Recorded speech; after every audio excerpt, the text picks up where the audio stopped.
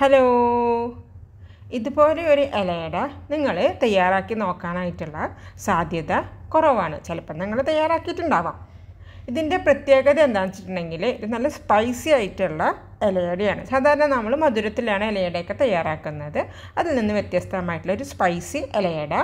നമ്മൾ ഇതിൻ്റെ ഉള്ളിൽ ഫില്ലിങ് നല്ല പ്രോട്ടീൻ റിച്ച് ആയതുകൊണ്ട് തന്നെ വെയിറ്റ് ലോസ് ചെയ്യുന്നവർക്കും കുട്ടികൾക്കും പ്രായമായവർക്കും ഒക്കെ കഴിക്കാവുന്ന ഒരു വെറൈറ്റി ഇലയടയുടെ റെസിപ്പി. എല്ലാവർക്കും അപ്പോൾ എൻ്റെ ഒരു പുതിയ വീഡിയോയിലേക്ക് സ്വാഗതം. ആദ്യം തന്നെ കുറച്ച് കപ്പലണ്ടിയാണ് നമ്മൾ എടുത്തിട്ടുള്ളത്. അളവ് പറയുകയാണെങ്കിൽ 1.5 കപ്പ് കപ്പലണ്ടി എടുത്തിട്ടുണ്ട്. വറുക്കാത്ത പച്ച കപ്പലണ്ടി കേട്ടോ. ഇത് നമുക്കൊരു മിക്സിയുടെ ജാർ എടുത്തിട്ട് അതിലേക്ക് ഇട്ട് കൊടുക്കാം. അതിനുശേഷം ഇതൊന്ന് തരിതരിപ്പായ രീതിയിൽ നമ്മളൊന്ന് ക്രഷ് ചെയ്തിട്ട് എടുക്കണം. പൾസ് മോഡിലിട്ടിട്ട് എടുത്താൽ മതി. അപ്പോൾ അതെ ഇതുപോലെ നമുക്ക് ചെറുതായിട്ടുള്ള ക്രഷ് ചെയ്തിട്ടുള്ള രീതിയിലേക്ക് നമുക്ക് ഈ കപ്പലണ്ടി ഒന്ന് ചതച്ചെടുക്കാനായിട്ട് പറ്റും.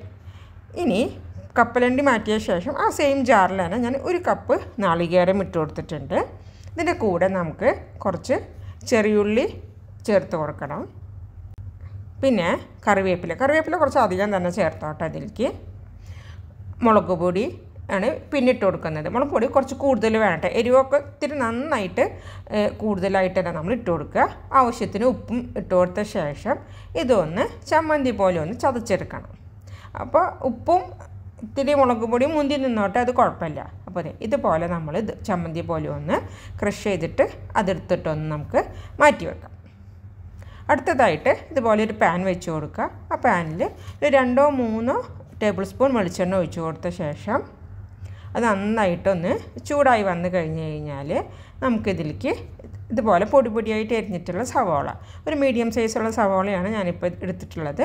ഇനി ഇതൊന്ന് നന്നായിട്ട് നമുക്കൊന്ന് വാട്ടിയെടുക്കാം. സവാള വേഗം വാടി കിട്ടാൻ വേണ്ടി കുറച്ച് ഉപ്പ് നമുക്ക് ചേർത്ത് കൊടുക്കാം. ഇനി ഇതൊന്ന് വാടി വരട്ടെ. അങ്ങനെ ഡാർക്ക് ബ്രൗൺ ആയിട്ടും മൊരിയൊന്നും വേണ്ട കേട്ടോ. സവാളയൊക്കെ ഒന്ന് വാടി വന്നു കഴിഞ്ഞ് കഴിഞ്ഞാൽ നമ്മൾ നേരത്തെ ചതച്ച് മാറ്റി വെച്ചിരുന്ന ചമ്മന്തി ഇതിലേക്ക് ചേർത്ത് ഒന്ന് മിക്സാക്കുക. 1 മിനിറ്റ് ഒന്ന് ഇതുപോലെ ഒന്ന് നന്നായിട്ടൊന്ന് മിക്സാക്കി ഈ ചമ്മന്തിയും സവാളയൊക്കെ ഒന്ന് നന്നായിട്ട് യോജിച്ച് വരണം.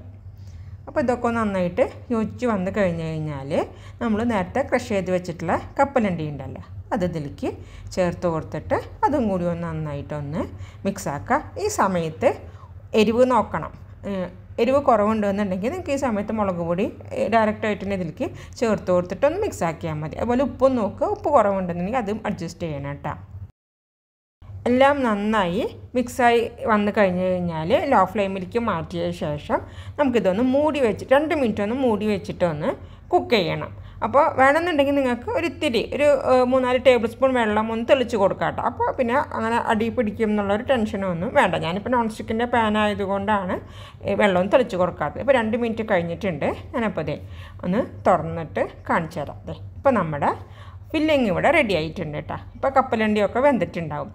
ഇതിങ്ങനെ വെറുതെ ചായയുടെ കൂടെ കഴിക്കാനായിട്ടും നല്ലതാണ് കേട്ടോ. ഇപ്പോൾ വെയിറ്റ് ലോസൊക്കെ ചെയ്യുന്നവരാണെന്നുണ്ടെങ്കിൽ ഇതൊരു മീലായി തന്നെ നിങ്ങൾക്ക് വേണമെന്നുണ്ടെങ്കിൽ എടുക്കാം. കുറേ നേരത്തേക്ക് വിശക്കൂല. അപ്പോൾ നമ്മുടെ ഫില്ലിങ് എപ്പോഴും തയ്യാറായി. ഇതൊന്ന് ഇവിടെ നിന്ന് ചൂടാറട്ടെ.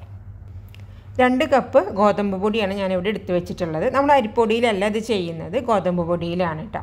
അപ്പോൾ ആദ്യം ആവശ്യത്തിന് ഉപ്പ് ചേർത്ത് കൊടുത്തു. അതിന് ശേഷം കൈ വെച്ചിട്ടൊന്ന് നന്നായിട്ട് മിക്സാക്കി കൊടുക്കണം. അപ്പോൾ ഉപ്പ് എല്ലായിടത്തേക്കും ഒക്കെ ഒന്ന് എത്തിക്കോളും. അതിനുശേഷം നമ്മൾ വെള്ളം ഒഴിച്ചിട്ട് ഇതൊന്ന് കുഴച്ചെടുക്കണം.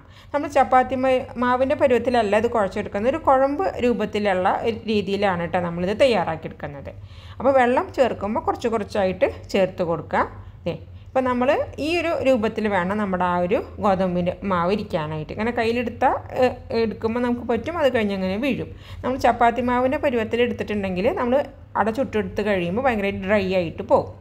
അതിനുശേഷം ഇതുപോലെ ഒരു വാഴയില എടുത്ത് വെക്കുക. ആ വാഴയിലയിൽ നമ്മൾ തയ്യാറാക്കി വെച്ചിട്ടുള്ള ആ ഒരു ഗോതമ്പ് മാവിൻ്റെ ആ ഒരു ഇത് കുറച്ചെടുത്തിട്ടൊന്ന് ഇട്ട് കൊടുക്കുക. അതിനുശേഷം വെള്ളം തൊട്ടിട്ട് വേണം ഇത് പരത്തിയെടുക്കാനായിട്ട്. അപ്പോൾ ഞാൻ കുറച്ച് വെള്ളം ഒരു പാത്രത്തിൽ എടുത്ത് വെച്ചിട്ടുണ്ട്. കൈ അതിലൊന്ന് മുക്കിയതിന് ശേഷം ഇതുപോലെ ഒന്ന് നന്നായിട്ടൊന്ന് പ്രസ് ചെയ്ത് നമുക്കിതിങ്ങനെ കുറച്ചൊന്ന് കനം കുറവായിട്ടുണ്ടെങ്കിൽ നമുക്കിതിനെ ഒന്ന് പരത്തിയെടുക്കണം. ഇതൊന്ന് നന്നായിട്ട് ഇതുപോലെ ഒന്ന് സ്പ്രെഡ് ചെയ്ത് കഴിഞ്ഞ് കഴിഞ്ഞാൽ നമ്മൾ നേരത്തെ തയ്യാറാക്കി വെച്ചിട്ടുള്ള കപ്പലണ്ടിയുടെ ഫില്ലിംഗ് ഉണ്ടല്ലോ അത് നമുക്ക് വെച്ച് കൊടുക്കാം. അതൊക്കെ നമ്മുടെ ഇഷ്ടം അനുസരിച്ച് നമുക്ക് എന്തോരം വേണമെന്നുണ്ടെങ്കിൽ വെച്ച് കൊടുക്കുക. എന്നിട്ട് ഒരു സൈഡിൽ നിന്ന് മറ്റേ സൈഡിലേക്ക് മടക്കി വെക്കുക. അപ്പോൾ നമ്മുടെ ഫസ്റ്റ് വൺ തയ്യാറായി. രണ്ടാമത്തെ ഞാൻ ഇതുപോലെ തന്നെ തയ്യാറാക്കുന്നുണ്ട്. ദോശക്കല്ലിലാണ് ഞാനിപ്പോൾ ഇത് ചുട്ടെടുക്കുന്നത്. അപ്പോൾ കല്ല് നന്നായിട്ട് ചൂടായി വന്നതിന് ശേഷം ഇതിപ്പോൾ ആദ്യത്തെ ഒരെണ്ണം ഞാൻ വെച്ച് കൊടുത്തു. അപ്പുറത്തെ സൈഡിൽ നമ്മൾ അടുത്തതും വെച്ച് കൊടുക്കുക. ഒരു ടേബിൾ സ്പൂൺ എണ്ണ ഇതുപോലെ ഒന്ന് ഒഴിച്ച് കൊടുക്കുക. അപ്പോൾ അധികം എണ്ണ ഇട്ട് നമ്മൾ അടയമ പിടിക്കയിൽ, എന്നാൽ ആ ഒരു വാഴയില മുരിഞ്ഞിട്ട് അത്യാവശ്യം ഒന്ന് എണ്ണ ഒന്ന് ഇതാവുകയും ചെയ്യും. അപ്പോൾ ഒരു സൈഡ് ആയി കഴിഞ്ഞ് കഴിഞ്ഞാൽ നമ്മൾ ഒന്ന് മറിച്ചിട്ട് കൊടുക്കുക. എന്നിട്ട് നമ്മൾ തിരിച്ചും മറിച്ചും ഇട്ടിട്ട് ഇതൊന്ന് അടയൊന്ന് ചുട്ടെടുക്കുക. അപ്പോൾ കുറച്ച് കഴിയുമ്പോൾ നമുക്കിതുപോലെ വാഴയില അത് വന്ന് എടുത്ത് മാറ്റാൻ പറ്റും. അങ്ങനെ വേണമെന്നുണ്ടെങ്കിൽ വാഴയില എടുത്ത് മാറ്റി രണ്ട് സൈഡും നന്നായിട്ട് മൊരിയിച്ചെടുക്കുക. അതല്ലെങ്കിൽ വാഴയിലോട് കൂടി തന്നെ ലോ ഫ്ലെയിമിലിട്ടിട്ട് നമുക്കിതുപോലെ ചുട്ടെടുക്കണമെന്നുണ്ടെങ്കിൽ ചുട്ടെടുക്കുക. അതൊക്കെ നമ്മുടെ ഇഷ്ടം അനുസരിച്ച് നമുക്ക് ചെയ്യാം കേട്ടോ. അപ്പോൾ തീർച്ചയായിട്ടും വ്യത്യസ്തമായിട്ടുള്ള ഈ ഒരു അടയുടെ റെസിപ്പി നിങ്ങളെല്ലാവരും ട്രൈ ചെയ്തിട്ട് നോക്കണം. മറ്റൊരു നല്ല വീഡിയോയുമായിട്ട് ഞാൻ വീണ്ടും വരാം. Thank you so much. Till then take care and bye bye.